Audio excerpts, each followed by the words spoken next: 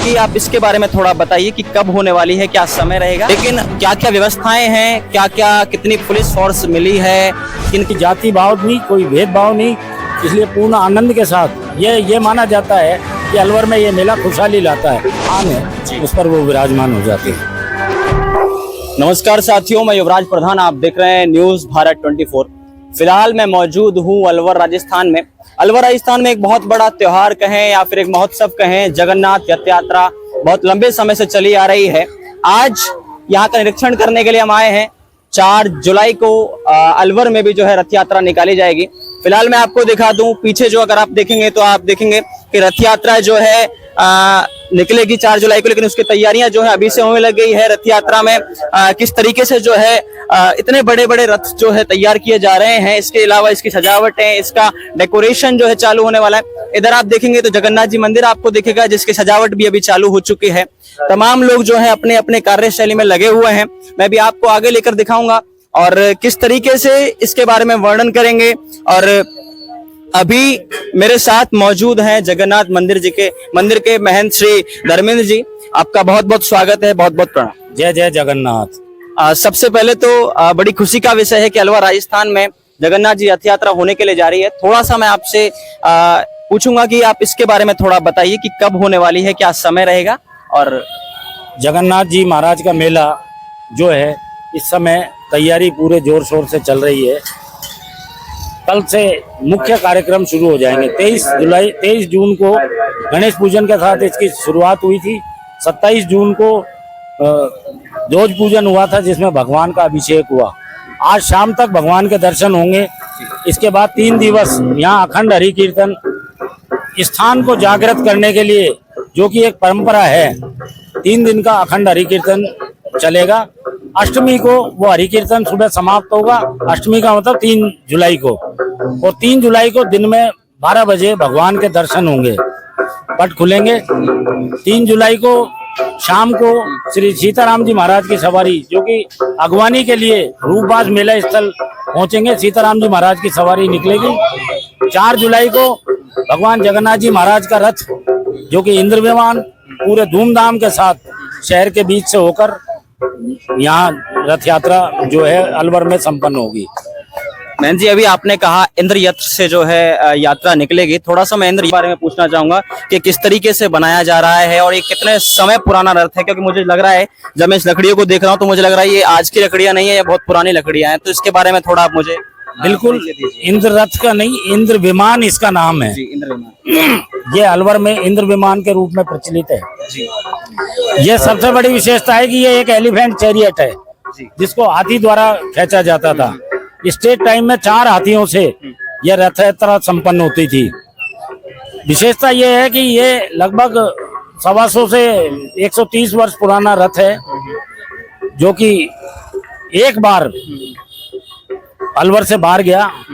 1908 में जॉर्ज पंचम जब भारतवर्ष में आए थे तो सभी राजाओं को एकत्रीकरण हुआ था, तो यह दिल्ली गया था, जो 5 दिन में यह दिल्ली पहुंचा था।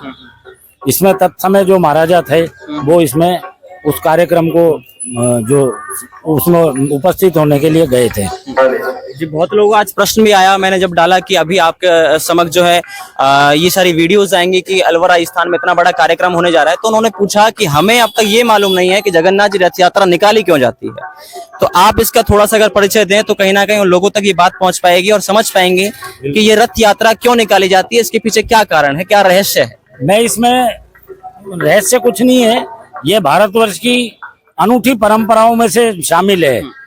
पूरे भारतवर्ष में जगन्नाथ जी महाराज की जो रथ यात्राएं हैं आषाढ़ माह में शुक्ल पक्ष में निकाली जाती हैं।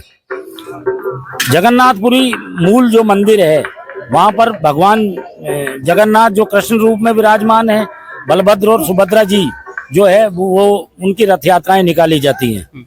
लेकिन अलवर जिले की एक अलग परंपरा है। अलवर जिले में भगवान यहाँ पर विष्णु रूप में विराजमान है, माता जानकी जो कि लक्ष्मी के रूप में विराजमान है। उनका एक वैवाहिक जो धार्मिक कार्यक्रम है वो इसमें संपन्न होता है, और यह पूरे अलवर जिले में इसी तरह की परंपरा है। कुछ स्थानों में, जयपुर में भी है, डोला का बास में जो मेला होता है सांगानेर में, वहां पर भी माता जानकी का विवाह भगवान जगदीश से होता है। अच्छा, जैसा कि अभी आपने कहा कि जैसे विवाह जिस तरीके से संपन्न होता है इसी तरीके से कार्यक्रम होता है, जैसे बारात भी होना और विदाई भी होना, इस तरीके से संपूर्ण तरीके से चीजें होती हाँ, उसकी मूल भावना तो धार्मिक है, क्योंकि भगवान स्वयं विराजमान है। इसका सबसे बड़ा एक ये है कि किसी भी स्थान पर भगवान जगन्नाथ का एक ही मंदिर होता है। जो अन्य रथ यात्राएं होती हैं वो तो एक कोई संगठन या अन्य लोग अपनी सुविधा के लिए या कह सकते हैं सनातन के प्रचार के लिए निकाल लेते हैं, लेकिन जो जगन्नाथ जी की यात्रा है इसमें क्या होता है, विशेषता सबसे बड़ी ये है कि भगवान जगन्नाथ स्वयं भक्तों के बीच में आते हैं। यही जगन्नाथपुरी में होता है, यही अलवर में होता है कि मूल प्रतिमा जो विग्रह है, जो कि चल प्रतिमा है, वो मूल रूप में भक्तों के साथ भक्तों के बीच में आती है, इसीलिए आस्था का केंद्र ये रहता है। अच्छा, एक और मैं बहुत महत्वपूर्ण चीज पूछना चाहूंगा। अभी अलवर राजस्थान में कार्यक्रम होने के लिए जा रहा है, बहुत बड़े लेवल पे कार्यक्रम होता आया है पहले भी और आज भी होगा और आने वाले समय भी होगा, लेकिन क्या क्या व्यवस्थाएं हैं, क्या क्या कितनी पुलिस फोर्स मिली है, किन किन चीजों के ऊपर आप कहना चाहेंगे और क्या क्या आपको जरूरत है फिलहाल, और रथ को खींचने के लिए कितने लोगों की आवश्यकता पड़ती है, ये सारी चीजें आप मुझे बताएं। रथ को खींचने के लिए तो मैंने आपको जैसा पहले बताया कि ये एलिफेंट चैरियट है जी। हाथी वर्तमान में उपलब्ध नहीं होना, तो इसके अलावा हाथी से को जनता के बीच में, भीड़ के बीच में जाना, यह बड़ा एक हानिकारक हो सकता है।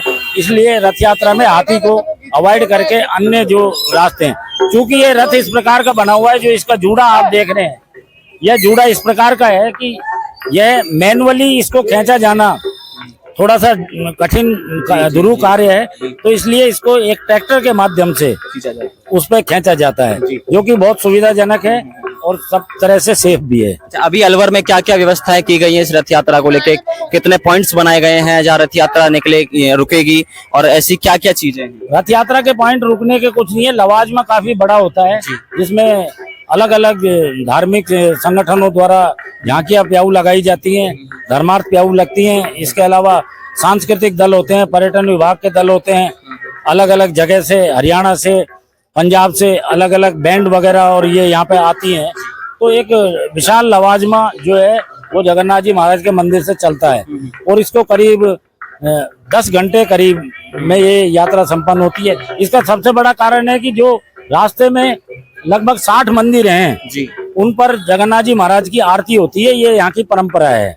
और उन सबको धन्यवाद, ब्रह्मभोज के दिन सभी को आमंत्रित करके धन्यवाद दिया जाता है। इसके अलावा अन्य लोग भी महाआरती और अन्य कार्यक्रम करते हैं स्वागत के, ये इसलिए इसमें समय लगता है। प्रशासन की व्यवस्था माकूल है, प्रशासन द्वारा इसमें सड़कों को सुधारने, लॉ एंड ऑर्डर की सिचुएशन को कंट्रोल करने के लिए और मेला मजिस्ट्रेट नियुक्त किया जाता है। वर्तमान में उपखंड अधिकारी यहाँ के जो हैं श्री यशार शेखर IAS जो हैं वो इसके मेला मजिस्ट्रेट हैं और उन्हीं के निर्देशन में चलता है, पर्याप्त फोर्स रहती है।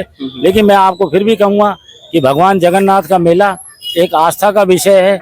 यहाँ किसी भी प्रकार का, सभी संप्रदाय धर्म के लोग इसमें भाग लेते हैं, कोई जाति भाव नहीं, कोई भेदभाव नहीं, इसलिए पूर्ण आनंद के साथ ये माना जाता है कि अलवर में ये मेला खुशहाली लाता है। भगवान जगन्नाथ की रथ यात्रा निकलती है, उसी के साथ वर्षा शुरू हो जाती है। आप देख रहे हैं इस समय बड़ा खुशनुमा माहौल है, चारों ओर हरियाली है। इस समय मेला जो है इस समय परिवहन पे चढ़ेगा, तो इस बार का मेला ऐतिहासिक होगा। बहुत धार्मिक जो है, इसमें बहुत ज्यादा भावना लोगों की आस्था है। बिल्कुल आपने सही कहा, क्योंकि जाति धर्म को हटाकर ही, क्योंकि जग के नाथ जगन्नाथ कहा जाता है। फिलहाल मैं देख रहा हूँ, थोड़ा सा आप मुझे रथ के बारे में बताइए कि कहाँ जो है कौन कौन विराजमान रहते हैं, और इस बार राउंड लेंगे हम थोड़ा सा। रथ को आप देख रहे हैं, रथ का जो आगे का जूड़ा है, जो जैसा मैंने पूर्व में बताया था, इसके 2 पहिए, ये 4 पहिए हैं जी। आगे का पहिया छोटा है, इसकी कंट्रोलिंग जो है हाथी के हिसाब से ये चूंकि निर्मित है, तो आगे का पहिया छोटा है जो इसको दिशा देता है, पीछे का पहिया इसके पूरे भार को वहन करते हुए इस रथ को आगे बढ़ाता है। ये आप देख रहे हैं ऊपर में जो बीच की छतरी है, यहाँ पर भगवान जगन्नाथ विराजमान होते हैं। उसकी एक पूरी परंपरा है किस प्रकार से उनका विग्रह मंदिर से लाया जाता है, और रथ की जो सीढ़ियां आप देख रहे हैं, उन सीढ़ियों से चल के भगवान को ऊपर विराजमान किया जाता है। देखिए, मैं कैमरामैन से निवेदन करूंगा आप मेरे साथ बने रहें जी। तो इस सीढ़ियों से जाते हैं श्री जगन्नाथ जी, और वहाँ पे जगन्नाथ भगवान जो है विराजमान होते रथ के मध्य में, इंद्र विमान के मध्य में जी। भगवान जगन्नाथ का स्थान है, जी। उस पर वो विराजमान हो जाते हैं। इसके अलावा और ऐसी कुछ चीजें जो कहीं ना कहीं लोगों से छुपी हुई है और वो जानना चाहते हैं कि जगन्नाथ जी के बारे में कुछ खासियत बात या फिर इस रथ यात्रा के बारे में ऐसी बात जो लोगों तक पहुंचनी चाहिए, जो बहुत यात्रा की बहुत विशेषताएं हैं। आप जो ये देख रहे हैं, रथ की जो हाइट है लगभग 30 फुट है, तो इसमें जो त्रिपोलिया है, त्रिपोलिया में मुख्य रूप से 4 द्वार हैं। जी। इसके जो बजाजा बाजार और सराफा बाजार के द्वार हैं, इनको आपने देखा होगा कि इनकी हाइट ज्यादा है। जी। आप इसको गौर करें, मुंशी बाजार और मालेखड़ा बाजार के जो द्वार हैं, उनकी हाइट छोटी है। जी। पहले इसमें एक खाई हुआ करती थी, तो रथ जो है वो खाई के मध्य से होके आगे जाता था।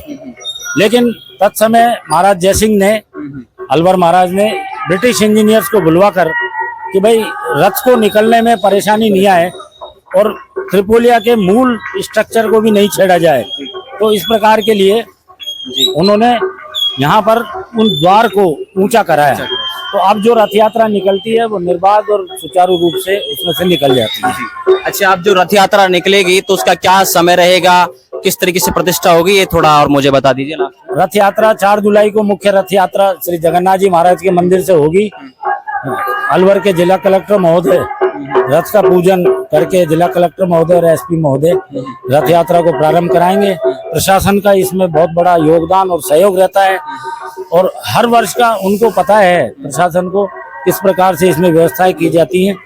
और शाम को 6 बजे जो 4 जुलाई को रथ यात्रा यहाँ से भव्य धूमधाम के साथ रवाना होगी। पंडित धर्मेंद्र शर्मा, जगन्नाथ मंदिर, अलवर। बहुत बहुत धन्यवाद। आप देख रहे थे न्यूज़ भारत 24। चलिए मिलते हैं 4 जुलाई 2025 को।